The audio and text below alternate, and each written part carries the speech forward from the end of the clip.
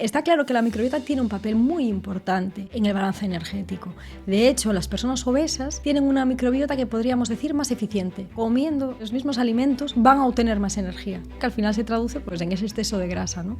No te voy a recomendar un probiótico concreto si tienes una alimentación terrible y si tomas tóxicos. Es absurdo, es absurdo.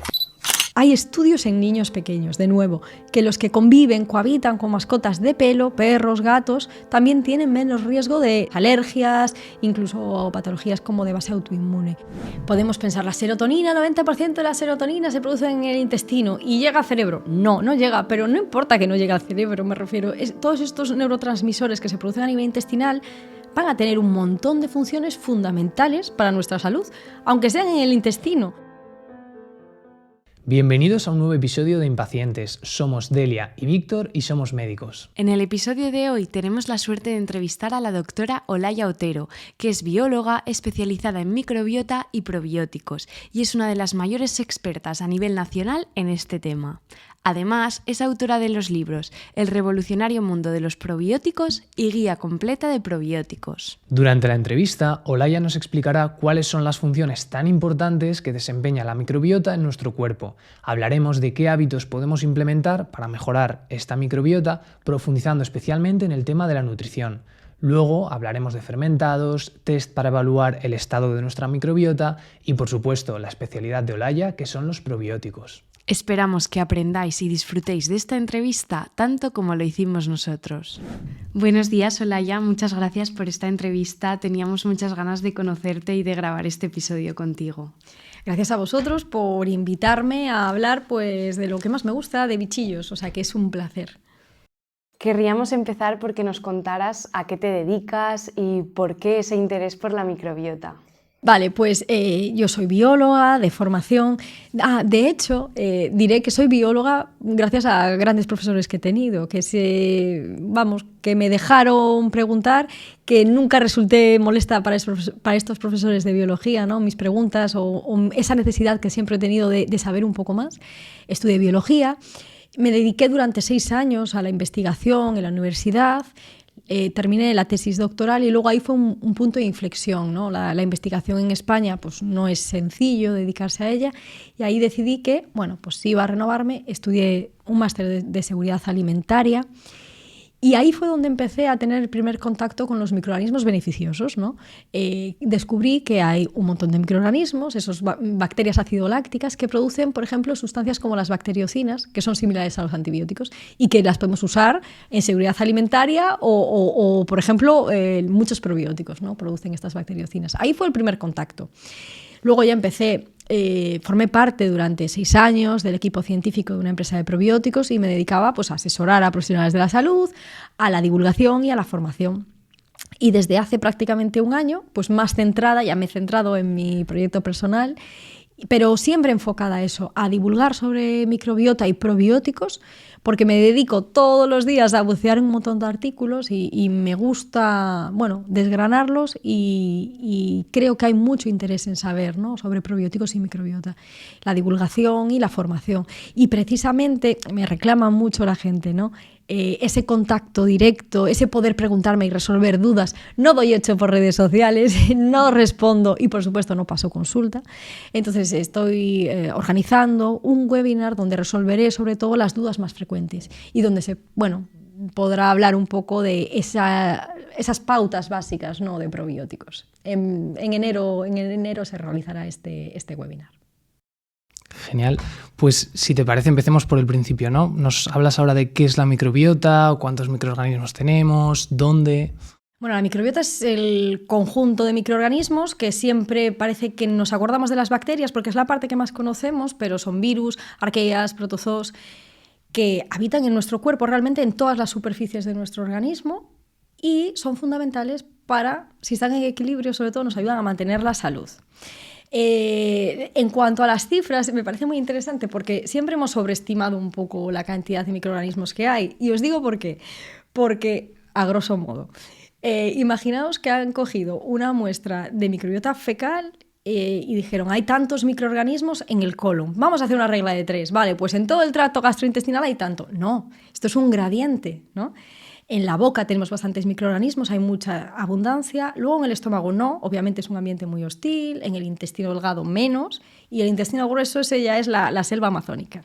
Entonces, se estima que tenemos casi 50% de células microbianas y 50% de células humanas. Pero a nivel de genes, ahí sí que nos ganan por goleada. Si un humano tiene 22.000 genes, nuestra microbiota aporta 3 millones de genes. Y esos genes hacen cosas.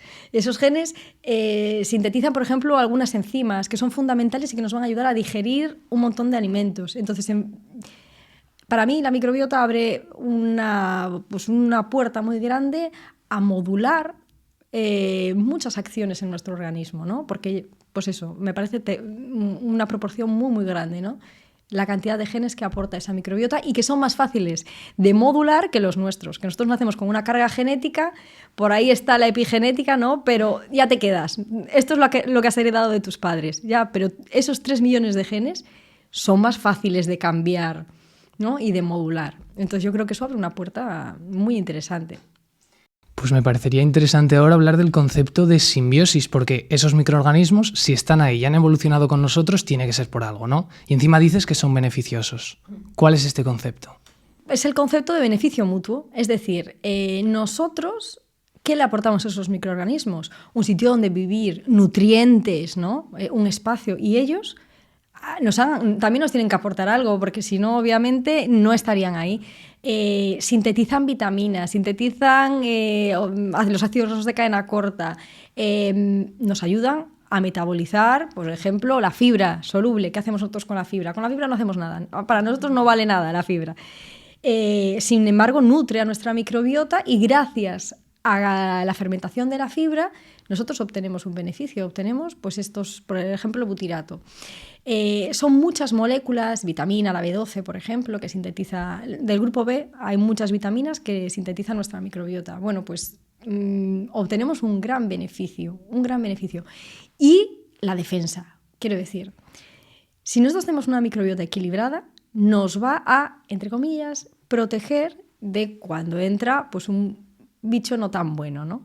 Que ese es otro concepto que me interesa, que creo que es muy interesante, y es que no hay tanto microorganismos buenos ni malos, sino que esto va más de equilibrio, de proporción, ¿no? No hay algún malo malísimo, ¿no?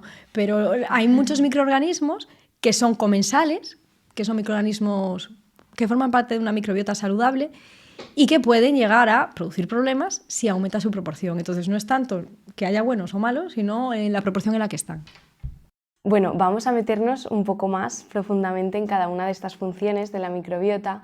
Has mencionado que nos ayuda a metabolizar ciertas sustancias. ¿De qué forma nos ayuda a hacerlo y cuáles son estas moléculas? Por ejemplo, los ácidos grasos de cadena corta que comenté, digamos que son una de las sustancias más importantes, ¿no? O que siempre nos fijamos en ellas, por lo menos. Por ejemplo, el butirato es fundamental, en primer lugar, como fuente de energía para nuestras células intestinales. Es decir, que se produzca suficiente butirato va a ser fundamental para que se renueven esas células intestinales y como fuente de energía. Pero además, estos ácidos grasos de cadena corta, además de servir como fuente de energía, también ser fundamentales para la salud de las uniones estrechas, que son esas proteínas que mantienen muy bien unidas las células del intestino, porque no podemos olvidarnos que el intestino al final es como una manguera que no puede dejar el paso descontrolado de sustancias, porque si no sería pues como una manguera agujereada, ¿no? Y para la salud de esas uniones estrechas, para que esas células estén bien unidas y solo permitan el paso seleccionado de sustancias, es fundamental que haya una correcta producción de esos ácidos grasos y del butirato concretamente. Pero los ácidos grasos no solo son fundamentales para la salud intestinal, sino que van más allá, para la salud extraintestinal también. Por ejemplo, viajan por el sistema circulatorio y llegan al hígado. Y aquí activan ciertos genes y pueden ser muy importantes en el metabolismo, por ejemplo, del colesterol, etc. E incluso el acetato, que es uno de estos ácidos grasos de cadena corta, es capaz de atravesar la barrera hematoencefálica y ejercer también acciones a nivel cerebral. Y se relaciona, por ejemplo, mucho el acetato con la saciedad. con estimular la sensación de saciedad. Entonces, los ácidos grasos de cadena corta son fundamentales para la salud intestinal, pero también para la salud extraintestinal.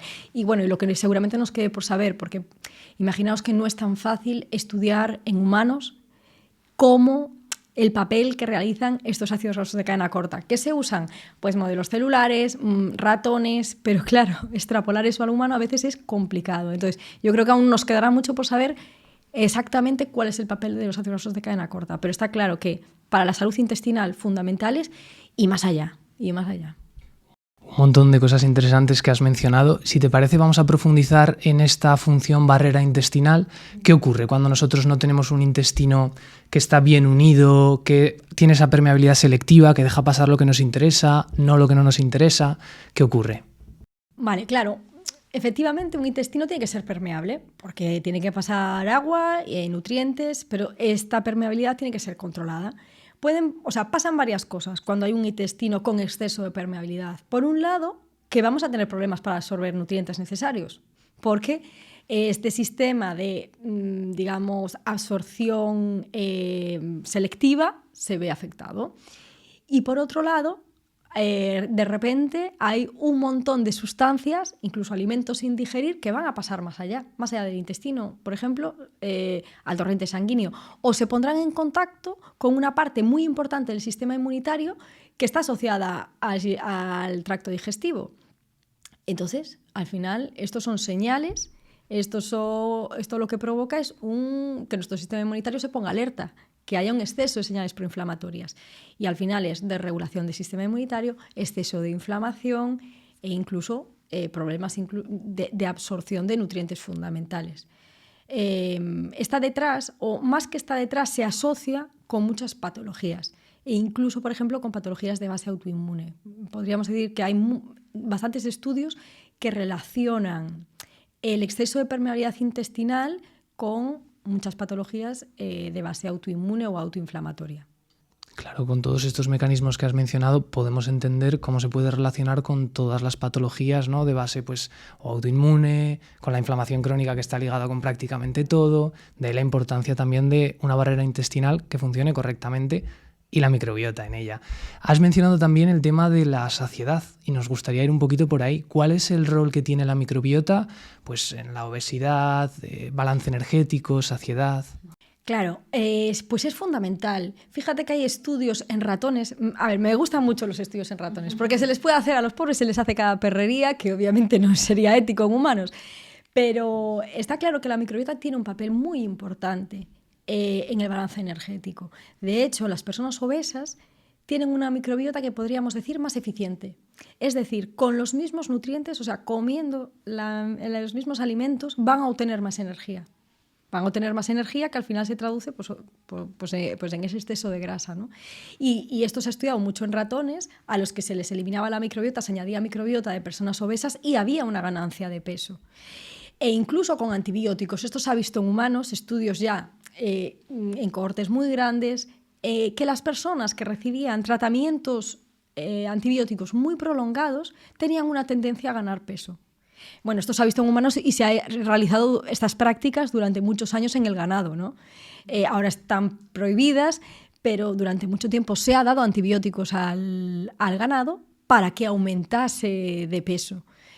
Entonces, la microbiota es fundamental para ese balance energético. Y la microbiota obesogénica es una microbiota donde abundan especies que aumentan la inflamación, porque al final, comentasteis la inflamación de bajo grado, pues está detrás de la obesidad, que es una patología, inflamatoria, y además de favorecer la inflamación, pues es una microbiota muy eficiente. Claro, porque esto, para que la gente lo pueda entender un poco, se va a alimentar nuestra microbiota de fibra y otros prebióticos que ya entraremos en detalle más adelante, sustancias, digamos, que nosotros no aprovecharíamos las calorías, ¿no? Las convierten en otras sustancias de las que sí que podemos aprovechar. De ahí el que sean más eficientes, ¿no? Que comentabas. Claro. Sí. Es decir, esos ácidos grasos de cadena corta, que yo digo que son muy beneficiosos, obviamente que son muy beneficiosos, pero ojo, imaginaos que producimos esa energía, que al final se puede traducir en energía, en excesiva cantidad. ¿Vale? Pues eso, al final, hace que tengamos más reservas. porque ojo que en personas obesas también parece que puede haber un exceso de producción de ácidos grasos de cadena corta. Como todo, en su justa medida, son fundamentales para un montón de funciones de nuestro organismo, pero si están en exceso, bueno, pues realizan esas funciones y además aumentan por las reservas energéticas, claro. ¿Y tiene la microbiota algún papel también en el control de la glucemia, de nuestros niveles de colesterol? ¿Puede también afectar? Sí, o sea, de hecho hay bastantes estudios, por ejemplo, en personas con diabetes de tipo 2 normalmente, que digamos que es la que se relaciona un poco más con, bueno, pues con hábitos de vida o esa salud metabólica. Y sí se ha visto que hay incluso ciertos microorganismos que son capaces de mejorar la hemoglobina glicosilada, que nos da una idea, al final, que la hemoglobina glicosilada nos da una idea de los niveles de glucosa en sangre un poco a largo plazo, ¿no?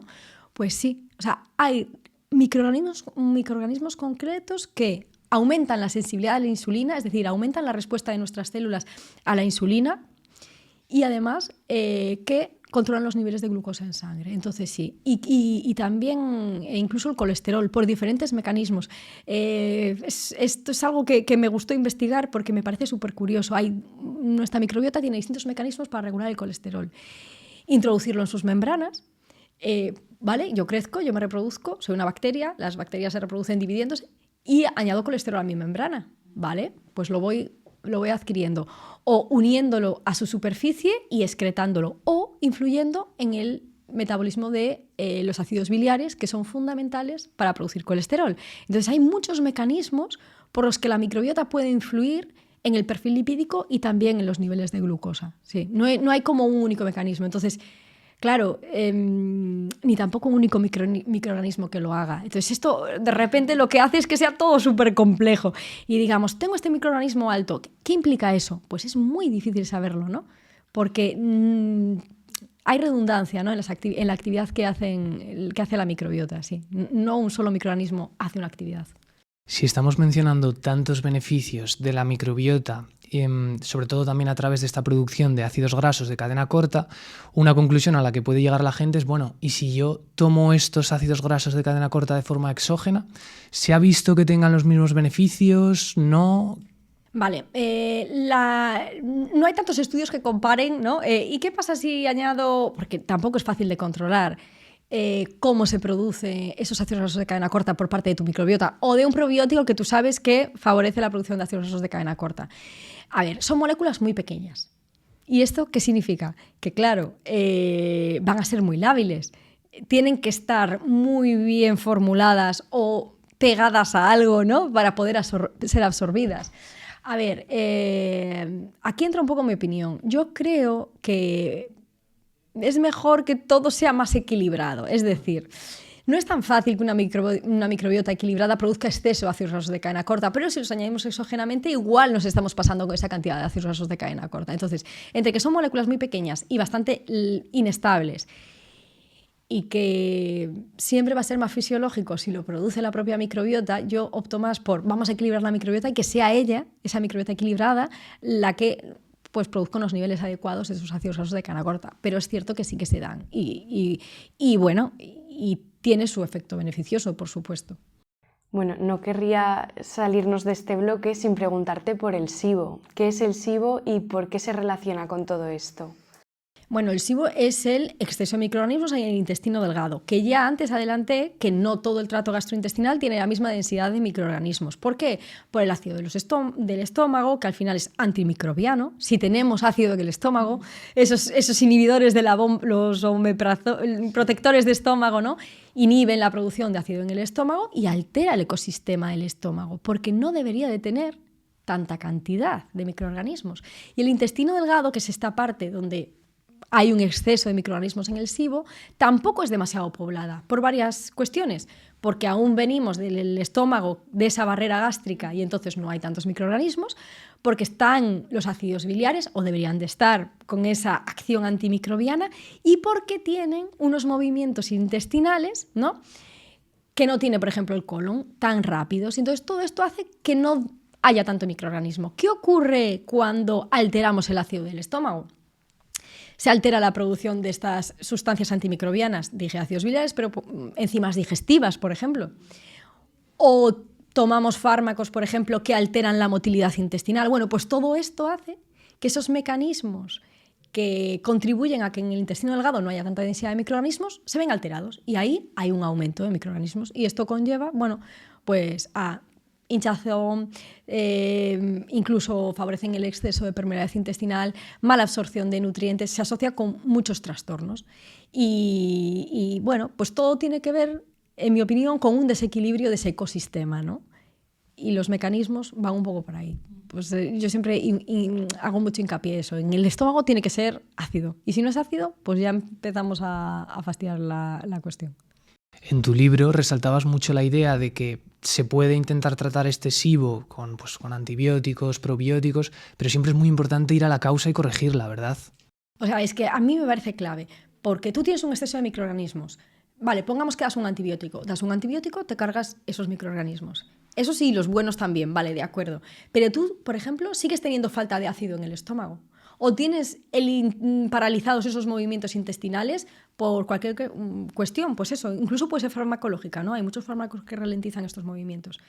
Bueno, pues tú lo puedes solucionar momentáneamente, ese exceso de microorganismos, pero obviamente si la causa, ¿no? Al final el SIBO es un síntoma. Si la causa de ese SIBO no está abordada y no está solucionada, va a volver a repetirse. Y yo, que he asesorado a muchos profesionales de la salud, ¿no? En este tipo, bueno, pues cómo abordar el SIBO y otros trastornos con probióticos y de otro modo, no solo farmacológicamente, me encontraba que tienen muchos pacientes que tienen de forma recurrente este tipo de disbiosis, porque no se va a la causa, no se va al origen. Entonces, para mí eso es fundamental. Es el primer paso. Eso pasa con el SIBO y con muchas otras cosas. Bueno, sí, yo creo que es extrapolable a todo. Es como, son parches, o sea, al final, como no vayas al origen, no lo vas a solucionar de forma permanente, ¿no? Hemos hablado al inicio de este bloque de metabolismo de que nuestra microbiota nos ayuda a metabolizar diferentes sustancias. Nos hemos centrado mucho en los ácidos grasos de cadena corta, pues porque son muy importantes, pero también hay otras sustancias que nos ayudan, por ejemplo, con la síntesis de vitaminas, ¿no? ¿Puedes explicarnos un poco más? Sí, sobre todo la microbiota sintetiza, por ejemplo, vitamina K y vitaminas del grupo B. Es muy importante. Y luego neurotransmisores, que es cierto que podemos pensar, la serotonina, 90% de la serotonina se produce en el intestino y llega al cerebro. No llega, pero no importa que no llegue al cerebro, me refiero. Todos estos neurotransmisores que se producen a nivel intestinal van a tener un montón de funciones fundamentales para nuestra salud, aunque sean en el intestino. La serotonina, por ejemplo, influye en los movimientos intestinales, ¿no? Entonces, si no produces suficiente serotonina, pues tendrás a lo mejor ralentizado este tránsito intestinal y eso supone un problema. Entonces, me parece como que se subestima un poco la potencia, ¿no? de estos neurotransmisores porque no llegan al cerebro. ¿Qué va? Asociado al tracto gastrointestinal hay millones de neuronas. A través del nervio vago nos podemos comunicar directamente con el cerebro. Ese intestino se comunica directamente con el cerebro y también afectando al sistema inmunitario. Me refiero, si tú haces que el sistema inmunitario pues produzca moléculas proinflamatorias, al final estas moléculas también llegan al cerebro y pueden afectar incluso favorecer la neuroinflamación. Entonces, todas esas moléculas que se producen en el intestino, vitaminas, neurotransmisores, aunque a lo mejor no alcancen, en el caso de los neurotransmisores, no atraviesen esa barrera hematoencefálica, no significa que no vayan a afectar al funcionamiento cerebral, que sí que lo hacen, ¿no? Por otros mecanismos. Claro, entonces, sin quitar importancia a los mecanismos de la microbiota sobre el cerebro, creo que está bien aclarar este mito, ¿no? Que estás diciendo de que mucha gente interpreta esto, producción de serotonina, felices. Entonces, la felicidad va a estar casi toda en nuestro intestino. Sí que tiene que ver, como dices, pues a lo mejor también a través del nervio vago y otros neurotransmisores, pero no esta asociación tan lineal que hace la gente. Tan directa no. Es. También te diré que si la serotonina afecta al tránsito intestinal y tú vas al baño todos los días, te prometo que vas a ser más feliz. Si de repente tienes estreñimiento, pues igual te afecta un poco. O sea, y te afectará porque tienes un montón de moléculas que son tóxicas, porque esa es otra cuestión. Depende de cómo esté equilibrada la microbiota, hay pues moléculas que podemos considerar más tóxicas y hay otra microbiota, digamos, otra parte de esa microbiota que va a ayudar a detoxificarlas. Entonces, si tú no produces serotonina, tu intestino se moverá más lento. se acumularán sustancias que son más tóxicas y eso también afecta seguramente a nuestro humor, me refiero. Aunque no sea de forma directa, obviamente estos neurotransmisores que produce la microbiota nos afectan al cerebro. Y con respecto a esto, ¿hay algún estudio, algún tipo de evidencia de si ayudando con probióticos o de alguna forma esta microbiota esto ha mostrado alguna mejora en patologías de salud mental, por ejemplo? Sí, bueno, con probióticos hay muchos estudios. Desde, o sea, por ejemplo, hay cepas concretas. Alguna, por ejemplo, del Lactobacillus plantarum, que se ha visto que afecta los niveles de cortisol. En ancianos, los que se suplementaban con esta cepa concreta mejoraban a nivel cognitivo. En niños, también en trastornos por déficit de atención, también mejoraban la concentración y ciertos rasgos comportamentales. Entonces, sí, es que, y ya digo, con una única cepa, ojo, que nuestra microbiota es un ecosistema. ¿Qué no hará? ¿No? ¿Qué no se producirá ahí? ¿Qué moléculas? Entonces, con una única cepa ya se observaban ciertas mejorías. E incluso eso, reducción de los niveles de cortisol. A mí me gustaría ahondar un poquito más en el tema del nervio vago, esta comunicación bidireccional, porque yo creo que la asociación entre nuestro estado de ánimo, pues digamos, estoy muy nervioso, tengo mucho estrés, eso, cómo repercute en el intestino, lo tenemos todo claro, todos lo hemos experimentado. Pero al revés sí que me parece curioso cómo esta comunicación puede afectarnos a nivel mental desde la microbiota. Sí, pero fijaros que, vale, es más difícil, ¿no? Seguramente. Quizá todos, pues eso, cuando tenemos un examen, una cita, bueno, pues hay personas que les afecta muchísimo y van al baño siete veces en una mañana porque estamos nerviosos. Pero al revés también ocurre. ¿Y sabéis dónde se observa mucho? En personas que tienen patología digestiva crónica, por ejemplo, una enfermedad inflamatoria intestinal, estas personas tienen una mayor probabilidad de tener también depresión, trastornos mentales, porque al final tienes una microbiota proinflamatoria. Y todas estas señales proinflamatorias, a través del nervio vago y del sistema también central, o sea, de la circulación, pueden llegar al cerebro. Y son pequeñas, y estas sí que atraviesan barrera hematoencefálica, me refiero. Si tú estás inflamado, esa inflamación crónica también afecta al funcionamiento cerebral. Y a través del nervio vago, que es pues una autopista de doble sentido. Sí, quizá, digo, es más fácil verlo al revés, pero el estado de tu microbiota también va a afectar, ¿no? a cómo respondes al estrés y incluso a nivel cognitivo, Bueno, lo hemos ido mencionando poquito a poco, pero ¿cuál sería, así a grandes rasgos, el papel de nuestra microbiota en el sistema inmune? Bueno, o sea, a mí me gusta decir como que empieza en la infancia, porque es como el rol principal, ¿no? La microbiota, digamos que entra en el sistema inmunitario. Y de nuevo esto en ratones se ha visto un poco cómo sucede, ¿no? Realmente.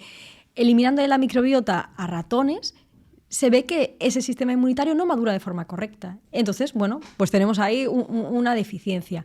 Y es clave, sobre todo, en esa primera etapa, lo que son los 1000 primeros días, 2, 3 años de vida, porque la microbiota es cuando va madurando, ¿no? Se va haciendo más estable, es una microbiota que ya se va pareciendo más a la de los adultos y va muy en paralelo con esa maduración del sistema inmunitario. Los niños realmente no nacen con un sistema inmunitario igual que el de los adultos.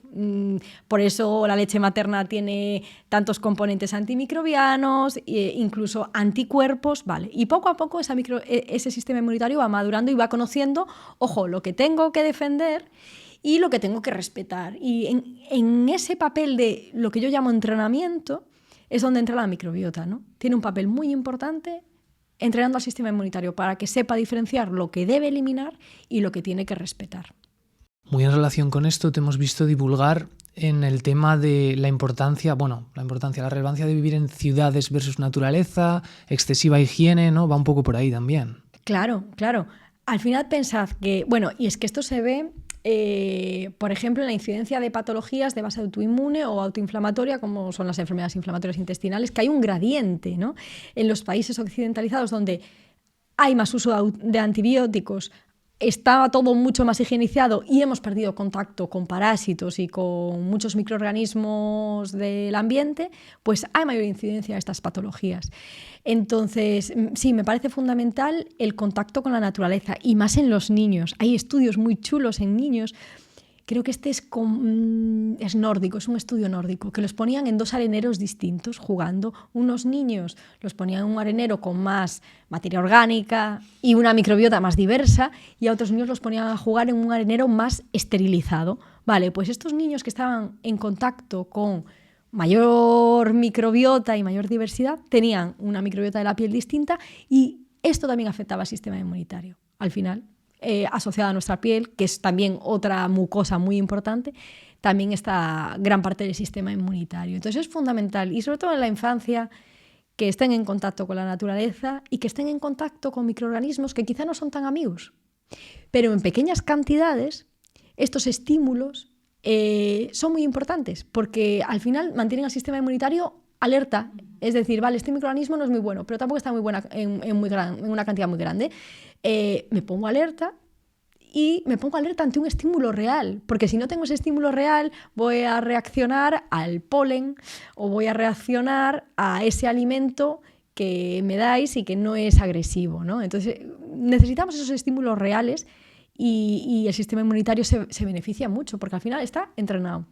Qué interesante. Entonces, ¿también habría relación, esta se me ha ocurrido así sobre la marcha, de la microbiota con las alergias? Sí, a través de estos mecanismos. Sí, es fundamental. Y ahí casi te diría la programación fetal, porque se ha visto en algunos estudios que si la mamá durante la gestación, últimas semanas o últimos meses de la gestación y el posparto, si recibía el bebé la leche materna, si tomaba un microorganismo muy concreto, había un menor riesgo de atopias, de eczemas, porque ahí se está programando ese sistema inmunitario. Y por eso digo, incluso ya la programación fetal, la microbiota de la madre está mandando señales a ese sistema inmunitario. Entonces, sí, para alergias también es fundamental la microbiota, fundamental. Mira, pues hace poco Delia tuvo que hacer una presentación para su servicio de ginecología y hablábamos del estilo de vida en el embarazo y la relación que esto puede tener, pues tanto en la salud de la madre como la del feto. El tema de la microbiota no lo abordaste tanto, pero es interesante para la siguiente, ya tenemos tema también, ya ¿verdad? lo investigaremos, sí. Y otra forma también creo que puede ser interesante de introducir estos microorganismos para entrenarnos durante los primeros años de vida, mencionabas que eran, pues por ejemplo, el uso de mascotas o los contactos sociales, ¿no? Bueno, a mí lo de las mascotas me gusta. No tengo mascota porque me gustan demasiado y vivo en un piso. No, me parece fundamental, y sobre todo hay estudios en niños pequeños, de nuevo, que los que conviven, cohabitan con mascotas de pelo, perros, gatos, también tienen menos riesgo de patologías inmunomediadas, alergias, incluso patologías como de base autoinmune. Sí, son fundamentales, y compartimos microbiota. Y hay un trabajo muy chulo donde le daban un probiótico al perro, y ese microorganismo se identificaba en los niños. O sea, compartimos microbiota. Es más, enfermamos a nuestras mascotas, porque hay algún estudio que relaciona que las mascotas de personas con síndrome metabólico tienen una probabilidad mayor de tener obesidad, de tener diabetes. Claro, al final compartimos hábitos, no solo microbiota, pero también hábitos. Y microbiota mucho. A mí el estudio de las mascotas, que le daban el probiótico al perro y se identificaba ese microorganismo en los niños. Entonces, bueno, son miembros de nuestra familia, van a ser fundamentales para mejorar la diversidad y también las familias grandes. Al final son contactos, compartimos microbiota. Esto se estudió también mucho, lo de los contactos sociales, cuando estábamos confinados, ¿no? Esos niños que nacieron en confinamiento, pensad, esa primera etapa donde la microbiota tiene que aumentar poco a poco su diversidad. Bueno, pues esos niños tenían una microbiota diferente, es más, y peor, o sea, con menos diversidad de microorganismos. Es fundamental. Contactos sociales, contacto con la naturaleza y con mascotas. Bueno, pues hemos hablado de lo importante que es la microbiota para un montón de ámbitos de nuestra salud, pero ahora nos gustaría saber cómo cuidamos a esa microbiota. Podríamos empezar explicando qué es una microbiota saludable y también cómo influyen nuestro estilo de vida en esa microbiota. Vale, pues es una pregunta difícil. ¿Cómo es una microbiota saludable? Porque realmente pues es muy difícil de definir. O sea, Para mí una microbiota saludable es una microbiota que cumple con sus funciones, ya está, y puede ser muy distinta, y de hecho es muy distinta. Pues una persona que vive en una ciudad y en un país occidental tendrá una microbiota saludable y que va a ser muy diferente a una persona que vive pues en África y en un pueblo.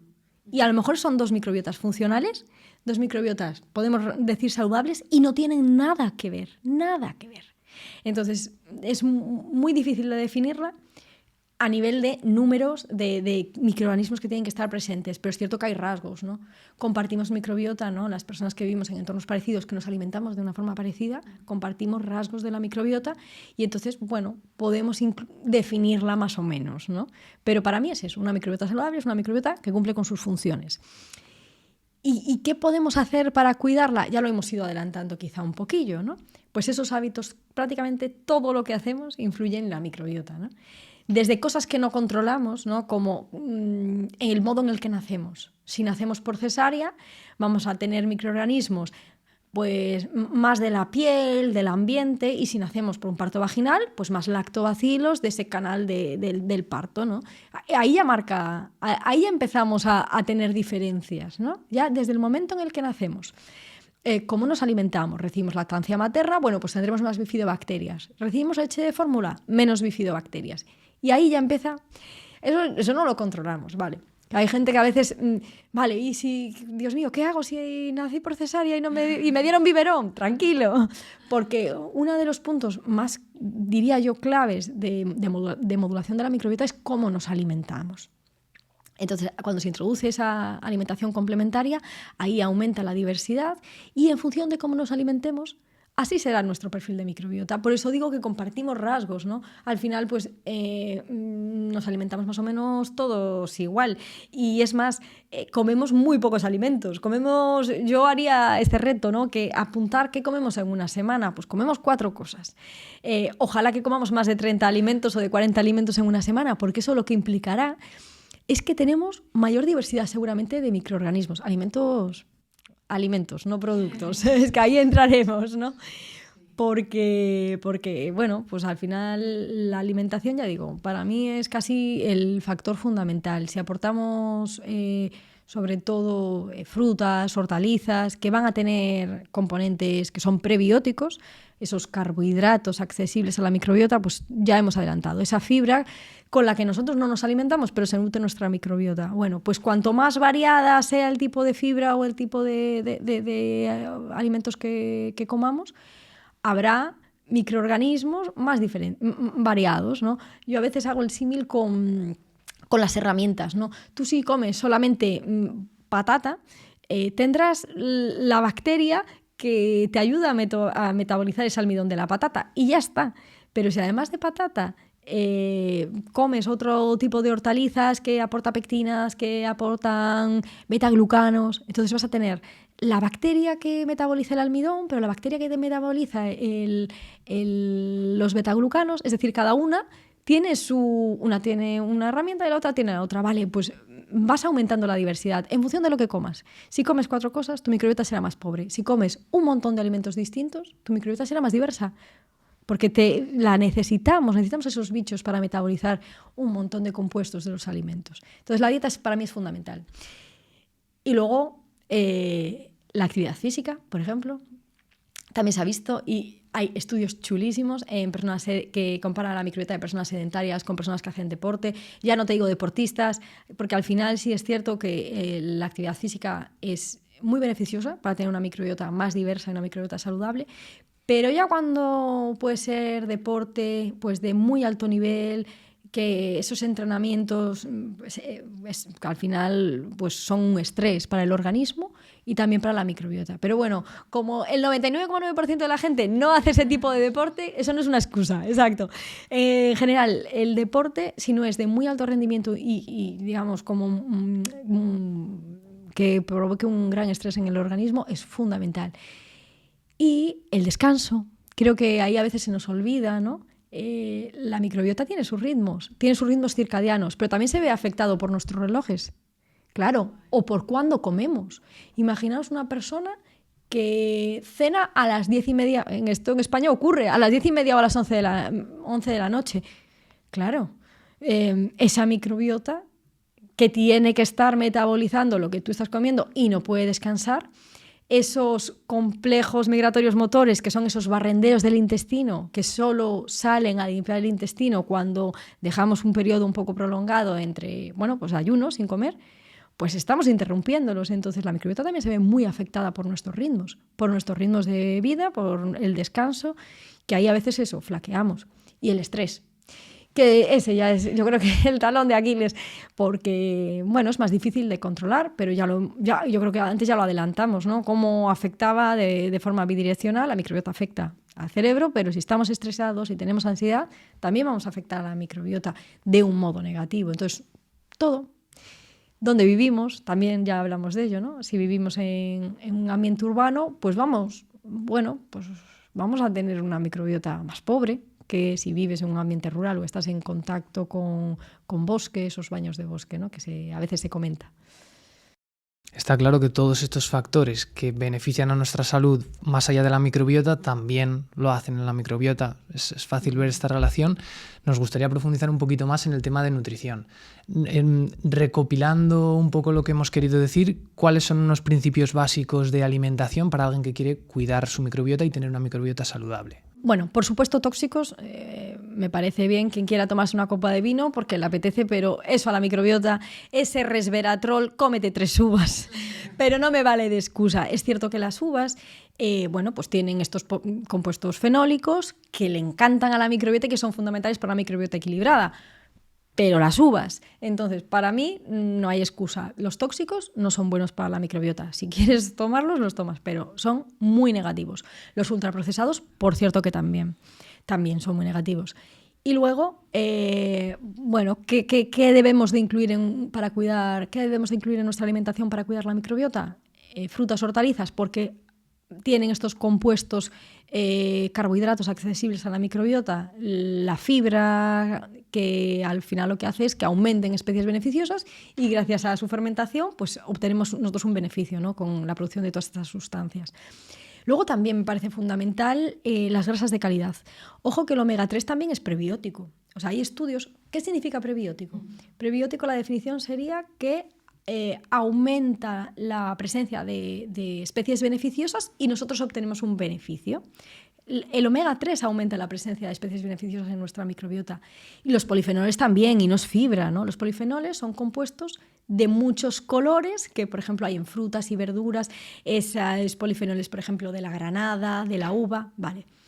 Todos ellos aumentan la presencia de especies beneficiosas en nuestra microbiota. Pues la grasa también, la grasa de calidad también. Entonces es muy fundamental. Y luego la proteína de calidad también. ¿Qué pasa si tenemos una dieta muy proteica?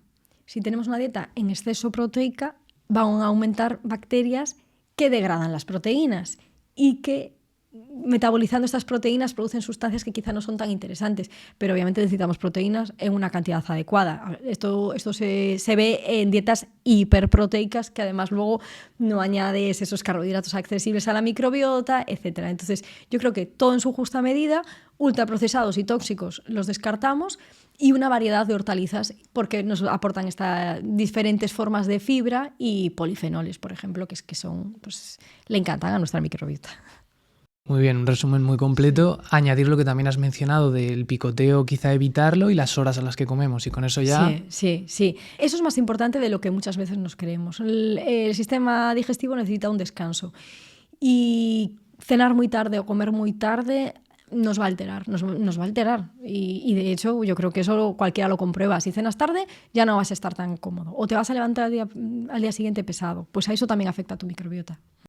¿Y el ayuno intermitente sería beneficioso para la microbiota entonces? Por ejemplo, hay una bacteria que tiene muy buena fama, Akkermansia mucinifila, ¿no? Vale, pues Akkermansia mucinifila se alimenta del moco. Es decir, a ella sí que le da igual que comas fibra o que no comas fibra. Bueno, no le da tanto igual porque, por ejemplo, se ha visto que tomando granada, los polifenoles de la granada aumentan Akkermansia, pero porque esto es un ecosistema.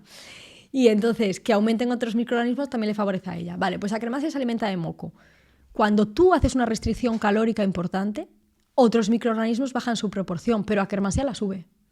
Y por eso muchas veces se habla de ese, bueno, de, digamos, el ayuno que tiene un impacto positivo en el metabolismo. En parte es porque aumenta la kermansia. Parece que en parte puede ser porque aumenta kermansia. Entonces, bueno, habrá para personas que no valga, pero habrá en otras personas donde sea una estrategia importante. Pero sin duda afecta a la microbiota. Eso 100% va a afectar, sí. ¿Y qué hay de productos fermentados? Yogures, kéfir, kombucha, que están muy en auge. Explícanos la relación. Claro, a ver, también aumenta la diversidad. Y de hecho, si lo pensamos, o sea, es que cualquier cultura tiene alimentos fermentados. Eran los primeros probióticos. O sea, a mí me gusta la historia, ¿no? Me gusta mucho la historia porque yo creo que podemos aprender, ¿no? Y hace pues más de 100 años que ya se sabía que el Lactobacillus bulgaricus, que un fermentado, ¿no?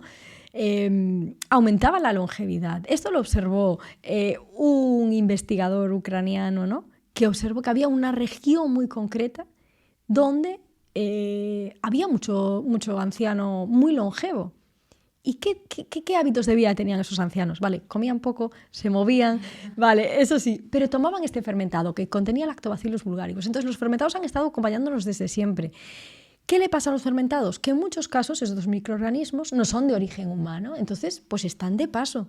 Nos los tomamos, nos aportan todas esas sustancias beneficiosas que se producen gracias a la fermentación y a los pocos días de dejar de tomarlos, pues ya no están en nuestra microbiota, pero bueno, han hecho su función y si te sienta bien un fermentado, pues fenomenal. Me parece fundamental, sobre todo eso, para aumentar la diversidad de nuestra microbiota, aunque no sean residentes, digamos, de forma permanente en nuestra microbiota, su paso por nuestra microbiota tiene un impacto positivo.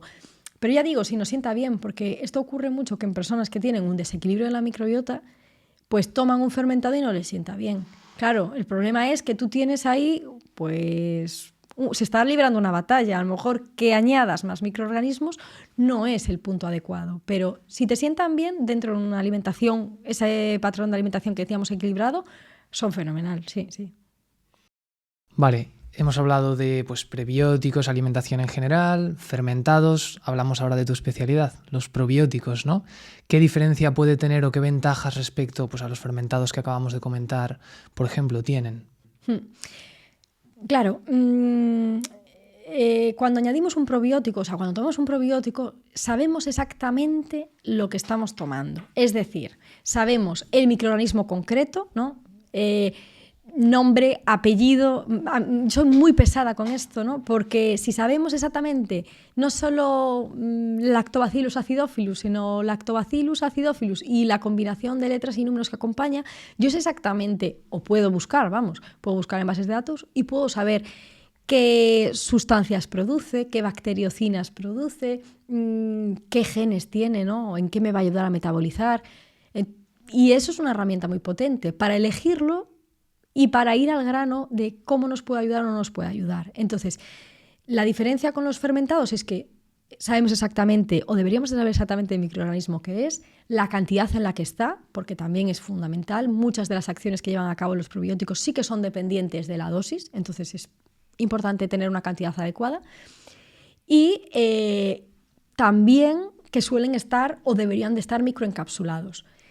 ¿Qué ocurre? Que si el estómago y todo el trato gastrointestinal produce enzimas y todo este tipo de sustancias, son antimicrobianas. Entonces, muchas de las bacterias que van a estar en los fermentados no llegan vivas. No pasa nada, porque ya han hecho su trabajo fermentando ese alimento, lo han transformado y producen un montón de sustancias beneficiosas. Ese es otro punto con los fermentados, que a veces es muy difícil separar si lo beneficioso es el microorganismo que lleva o la matriz. Porque da igual, o sea, es un alimento fermentado y es un alimento, saludable.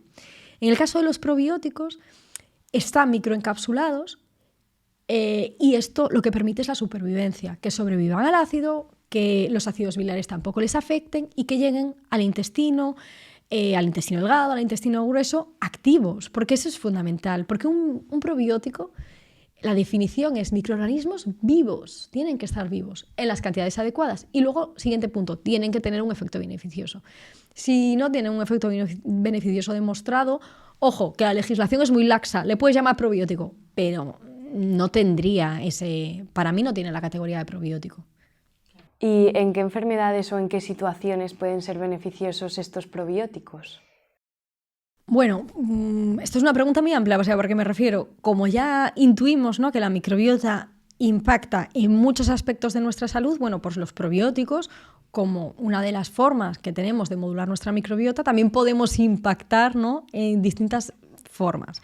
Por ejemplo, a nivel de salud oral, empezamos ya por la boca, por ir bajando, a nivel de salud oral, es fundamental. Hay muchos estudios con probióticos donde se ha visto que ciertas cepas pueden contrarrestar microorganismos patógenos, es decir, en bacterias que producen caries, bacterias que producen enfermedad periodontal. Nosotros podemos aportar microorganismos concretos que sabemos que producen las bacteriocinas. Ya he hablado de esta palabra, pero no la he definido. ¿Qué son las bacteriocinas? Son sustancias similares a los antibióticos, porque tienen una acción antimicrobiana, pero mucho más concretas. Las bacteriocinas atacan microorganismos muy, muy concretos.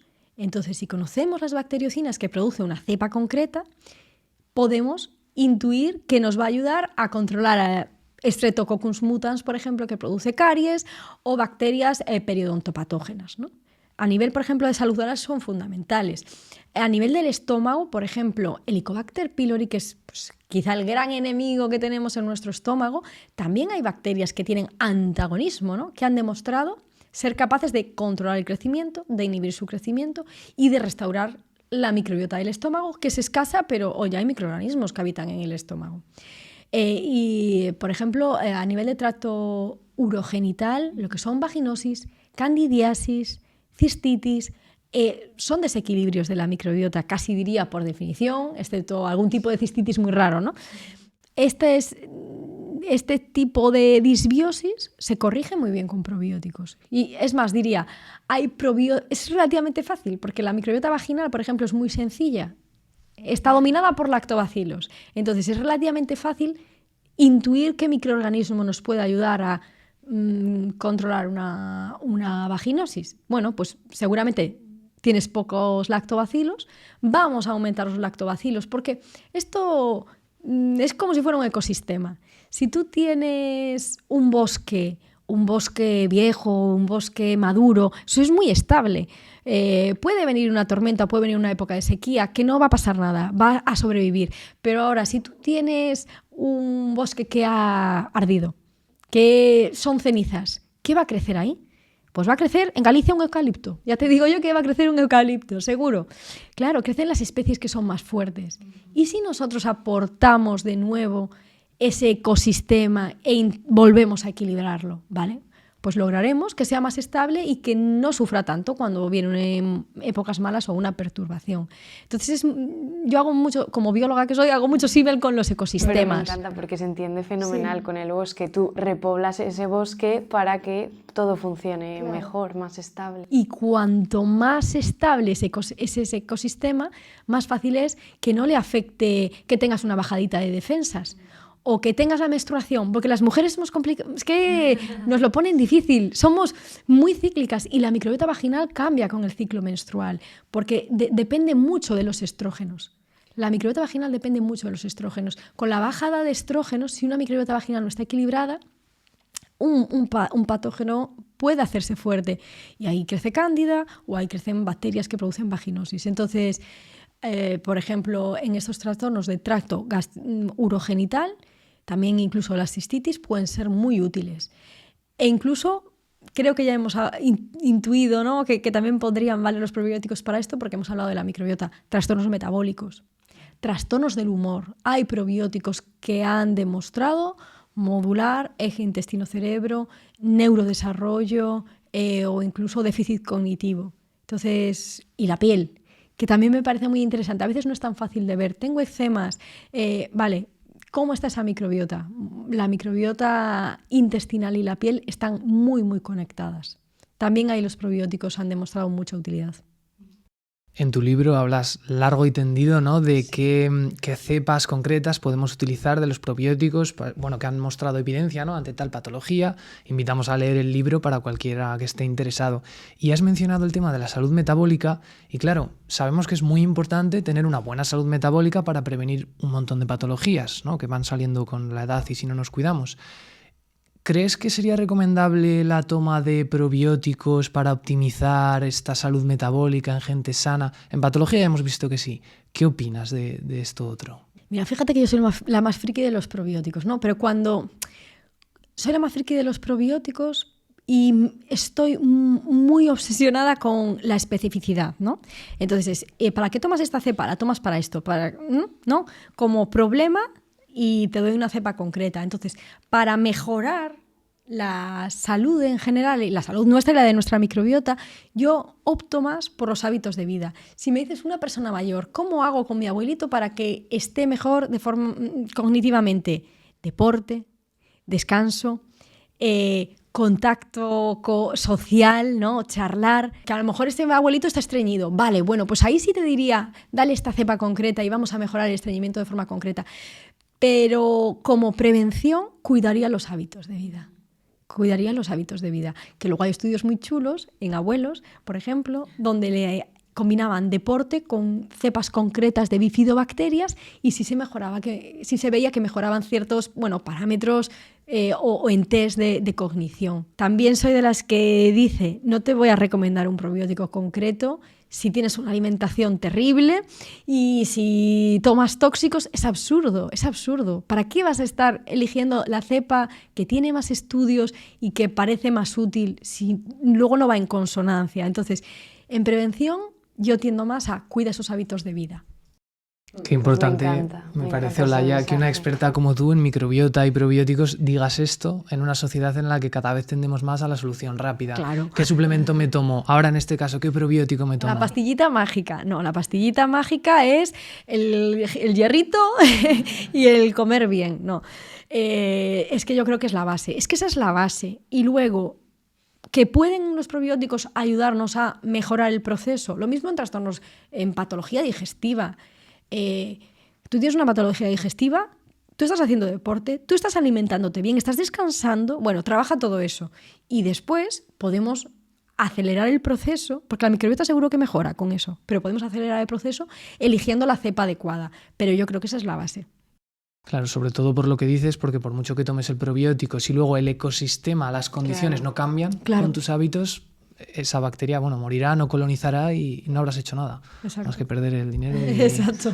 y el tiempo, que ¿no? luego por encima los probióticos que no son fármacos, son suplementos, pueden llegar a ser caros. Luego la gente, que le ha ido bien a mi vecino, me lo tomo yo también. Sí. Y vete a saber cuál es la base de tu problema, cuál es la base de su problema. Y mucha gente se siente frustrada y dice, es que los probióticos no valen para nada. Bueno, pues seguramente estén en lo cierto, porque hay que saber cuál elegir. Hay que saber cuál elegir en cada momento. ¿Eres partidaria de, sabemos que ciertas patologías con ciertos síntomas se van a ver beneficiadas con determinados probióticos, pero ¿está bien que midamos nuestra microbiota de alguna forma? Tipo, en las heces o ¿qué opinas de esto? A ver, sí, tengo sentimientos encontrados con los test de microbiota. Creo que son muy útiles si los pide un profesional de la salud que sabe lo que busca. Por ejemplo, parásitos. Pues hay parásitos que son muy fastidiosos. Si tú intuyes que tu paciente tiene parásitos, analízalo, corrígelo y seguramente, primero, el resto de la microbiota va a cambiar una vez elimines ese parásito, o sea que ya está. Pero tengo sentimientos encontrados porque conocemos el 50% de todo ese ADN que pertenece a la microbiota. Entonces, no es tan fácil determinar, porque tenga este microorganismo elevado, ¿en qué impacta eso? Y luego, por ejemplo, en niños ya, terrible. Me refiero terrible. La microbiota de los niños, de niños pequeños, es diferente a la de los adultos. La mayor parte de los test, hasta lo que yo sé, no hay test de microbiota específicos para niños. A mí me ha pasado de que un profesional me mande un test de disbiosis y me diga, un niño está malito, tiene esto y tiene exceso de bifidobacterias también. Y yo, venga, Las bifidobacterias son como los microorganismos de los bebés, de los niños. No hay bifidobacterias patógenas. Os diría que es como ese microorganismo súper amigable para los niños. Vale, pues tiene exceso de bifidobacterias. Y dándole vueltas, es que se mide la microbiota, el único patrón. ¿Cómo se hacen los test de disbiosis? Tú haces análisis a X personas sana, cada laboratorio tiene su estándar, y comparas la microbiota del paciente frente al estándar de esa microbiota. Si estás comparando la microbiota de un niño frente a la de un adulto, va a tener bifidobacterias en exceso. Claro. Entonces, en niños ya, a no ser que los laboratorios empiecen a hacer test de disbiosis específicos para niños, me parece tirar el dinero, porque su microbiota es distinta.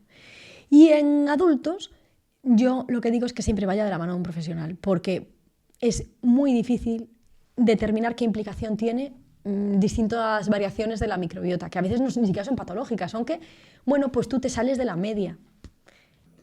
Claro. Pueden ser muy útiles si sabemos lo que buscamos y si está detrás un profesional de la salud que sabe interpretarlo. Eso es la base para mí de un test de disbiosis.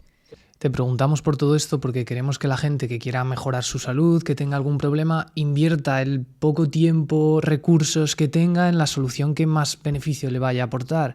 Y claro, se anuncian muchos tests, muchos toma de probióticos como soluciones más rápidas o incluso como más personalizadas. Es que te voy a hacer un test. E igual nos repetimos mucho, pero lo básico, los hábitos, el estilo de vida, dicho por ti también, ¿no? Es como lo más importante. Sí, eso es lo más importante. Y claro, hacerse por uno mismo, porque lo he visto en un anuncio, un test de disbiosis, a mí me parece tirar el dinero, porque hay que saber interpretarlo y hay que saber qué implicación tiene esas variaciones de microorganismos. Que, bueno, para eso están los profesionales de la salud. Y que muchas veces muchas veces no es necesario, ¿no? El abordaje que se va a hacer para mejorar la salud de ese paciente, no necesitamos saber concretamente que tienes una cándida elevada, sí, pues bueno, puede ser interesante, pero no tan al dedillo. Ya digo, siempre de la mano de un profesional que sepa lo que está buscando. Hemos hablado de probióticos como forma de modificar nuestra microbiota, pero hay otra opción que es el trasplante de microbiota fecal. ¿Qué opinas de esto? ¿Cómo funciona? A ver, también tengo sentimientos encontrados con esto. A ver, el trasplante de microbiota fecal es directamente coger un donante, coger una muestra fecal y trasplantarla a una persona que tiene una patología. Es una opción terapéutica, por ejemplo, personas que tienen infecciones por Clostridium difficile y no hay otra opción, con antibióticos no se ha solucionado. Bueno, yo conocí por primera vez a una persona que le hicieron un trasplante me entrevistó una periodista y me dijo, a mí me hicieron un trasplante de microbiota fecal. Digo, eres la primera persona que conozco. No había conocido nunca a nadie. Y ella me dice, a mí me salvó la vida. Bueno, pues en esos casos obviamente no hay otra alternativa y te hacen esto. Pero ¿qué pasa? ¿Por qué a mí tengo sentimientos encontrados? Ya lo comentamos antes, ¿no? Hay un 50% de ADN, porque es lo que conocemos de la microbiota, conocemos su ADN, que no sabemos a qué pertenece. De hecho, la parte vírica de nuestra microbiota es súper desconocida. A veces se dice que es como materia negra, o sea, no sabemos, materia oscura, no sabemos a qué corresponde. Entonces, tú estás trasplantando, puede haber una persona sana que tenga una predisposición a tener diabetes o a tener otras patologías. Entonces, tú estás trasplantando una microbiota y no sabes todo ese ADN a qué corresponde. Entonces, se ha visto en algún caso que sí, que personas que no tenían, digamos que predisposición a tener incluso diabetes de tipo 1, terminaron desarrollándola. Entonces, me da reparo porque no conocemos toda la microbiota y porque la selección del donante, pues en muchos casos se ha hecho como un familiar. Claro, o sea, yo si me hiciesen un trasplante de microbiota fecal querría saber hasta la última información de ese donante. Entonces, quizá en el futuro, entre que conozcamos más a qué corresponde todo ese ADN de la microbiota y entendamos qué implicaciones tiene en la salud, ¿no? Y luego, con una muy buena selección del donante, pues quizá esos riesgos o esos miedos, ¿no?, que me da el trasplante de microbiota fecal, bueno, pues sean menores. Pero a día de hoy, bueno, pues que prácticamente solo se aplica en estos casos donde no hay otra alternativa terapéutica. Sí. Claro, por eso es mucho más seguro y preciso el uso de probióticos versus esta alternativa. Sí, sí, claro. ¿Qué pasa? Pues eso, cuando ya no hay otra alternativa, pues le salva la vida a personas, con lo cual, ojo. Claro, en esos casos en los que no hay Sí. antibiótico para matar a esa bacteria, pues Claro. es lo que hay. Pero no así como alegremente, No. como quien se da la mano. Sí, claro. Tengo obesidad, me voy a trasplantar la microbiota de esta persona delgada. O sea, yo me parece demencial, ¿no? Pero claro, yo creo que lo que nos tiene que quedar claro es eso, es que no conocemos una gran parte de nuestra microbiota, de todo ese ADN, no sabemos a quién corresponde ni qué implicaciones tiene en la salud. Entonces no podemos estar seguros 100% de que esa microbiota está sana. Bueno, y para terminar esta entrevista tan interesante, nos gustaría que nos dijeras 3 ideas con las que crees que se tendría que quedar la persona que nos está escuchando. Vale, bueno, pues que para cuidar la microbiota, yo diría que todo lo que hacemos impacta en nuestra microbiota. Entonces debemos de fijarnos en cómo nos alimentamos, que parece bastante intuitivo, pero también cómo descansamos, a qué hora comemos, todos esos contactos sociales que tenemos, el contacto con la naturaleza y la actividad física. Entonces, cuidar esos hábitos de vida va a ser el pilar fundamental para tener una microbiota saludable. Esa una. Luego, el uso de los probióticos para mí es muy útil, acelerando pues, la recuperación de la microbiota o mejorando muchos aspectos de la microbiota, eso sin duda, pero que volvemos al punto anterior, que la base estará en el cuidado de todos esos hábitos de vida, ¿no? Y luego, por tercer punto, yo diría apoyarse en un profesional de la salud, ¿no? ¿Por qué? Para saber si nuestra microbiota está equilibrada o no está equilibrada, esos test de disbiosis, y sobre todo para elegir el probiótico adecuado, en muchos casos, o sea, está mi libro, está mi guía, pero en muchos casos se necesita esa ayuda del profesional de la salud, ¿no? Porque si no, estaremos tirando el dinero en suplementos y también nos sentiremos frustrados. Diremos, los probióticos no funcionan. Bueno, pues apoyarnos en ese profesional de la salud para ir al grano, ¿no? Y para saber cuál es el probiótico adecuado o cuál es la intervención adecuada en nuestro caso. Bueno, muchas gracias, Olaya, por compartir este rato con nosotros. Hemos aprendido mucho tanto con tu libro como con esta entrevista. Para el que quiera saber más, dejaremos sus redes sociales, acceso al libro y demás, y el webinar que ya hemos mencionado, dejaremos todo en la descripción.